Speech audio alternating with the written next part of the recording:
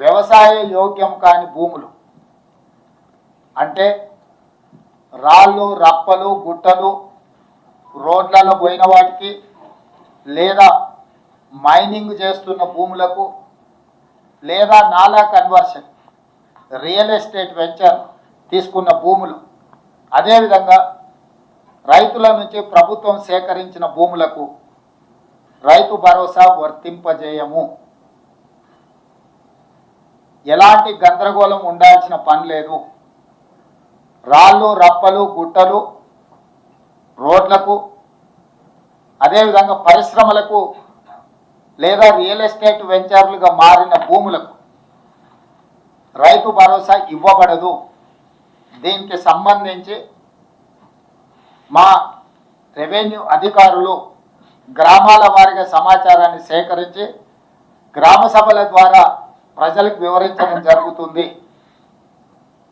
కాబట్టి ఈరోజు ఎవరైనా పరిశ్రమలుగా మారిన భూములు కానీ రియల్ ఎస్టేట్ వెంచర్లు జరిగిన భూములు కానీ ప్రభుత్వం సేకరించిన భూములు ఆల్రెడీ ప్రజల నుంచి ప్రభుత్వం సేకరించిన భూములు ఉన్నాయి. కానీ రెవెన్యూ రికార్డులలో ధరణిలలో లోపాల వల్ల కొంతమందికి ఆ రకంగా కూడా రైతు భరోసా పథకము గతంలో నిధులు చేరినాయి. కాబట్టి దయచేసి మీరే స్వచ్ఛందంగా ముందుకు వచ్చి ప్రభుత్వానికి ఆ వివరాలు అందించడం ద్వారా ప్రభుత్వానికి సహకరించాల్సిందిగా వాళ్ళందరికీ మేము విజ్ఞప్తి చేస్తున్నాం. పెంచినాం 10,000 నుంచి 12,000కు పెంచినాం.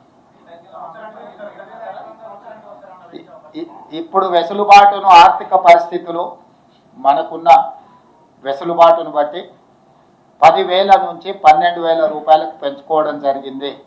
అదేవిధంగా భూమి లేని వ్యవసాయ కుటుంబాలకు కూడా 12,000 రూపాయలు ఇవ్వాలని నిర్ణయించుకోవడం జరిగింది.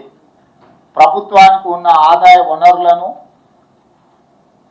ప్రభుత్వ ఆదాయం పెంచడం పేదలకు పంచడం మా ప్రభుత్వం యొక్క విధానం.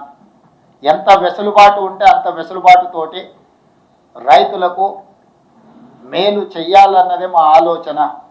దాంట్లో భాగంగానే గత ప్రభుత్వం 10,000 రూపాయలు మాత్రమే ఇస్తే మా ప్రభుత్వం 12,000 రూపాయలను ఇవ్వడం జరిగింది.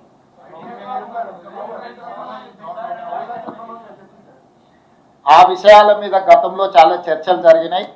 ఇప్పుడు ఎందుకు అని అంటే జనవరి 26 నుంచి అమలు చేయాలి. కాబట్టి ఇప్పుడు ఉన్న సమాచారం మేరకు అధికారుల దగ్గర ప్రభుత్వం దగ్గర ఉన్న సమాచారం మేరకు రైతు భరోసా పథకము రైతు ఇందిరమ్మ ఆత్మీయ భరోసా పథకాన్ని అమలు చేయాలని ఈ మంత్రివర్గం నిర్ణయం తీసుకున్నారు.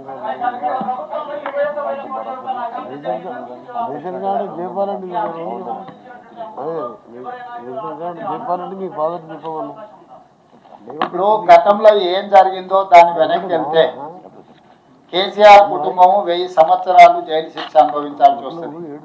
కాబట్టి వాటికంటే భవిష్యత్తులో తప్పిదాలు జరగకుండా నిజమైన రైతులకు మేలు చేయాలన్నదే మా ప్రభుత్వం యొక్క విధానము.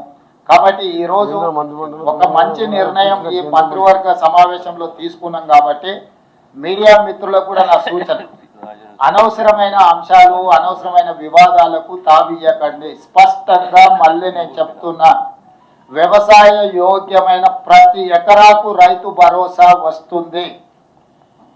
ప్రతి ఎకరాకు సంవత్సరానికి 12,000 రూపాయలు ఇవ్వడం జరుగుతుంది. భూమి లేని వ్యవసాయ రైతు కుటుంబాలకు సంవత్సరానికి 12,000 రూపాయలు నగదు ఇవ్వడం జరుగుతుంది.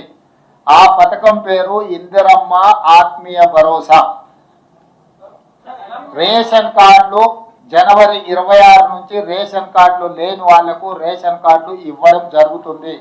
3 అంశాల మీద ఈ మంత్రివర్గంలో సానుకూలమైన ప్రజలకు ప్రయోజనం చేకూర్చే నిర్ణయాలు తీసుకున్నాము.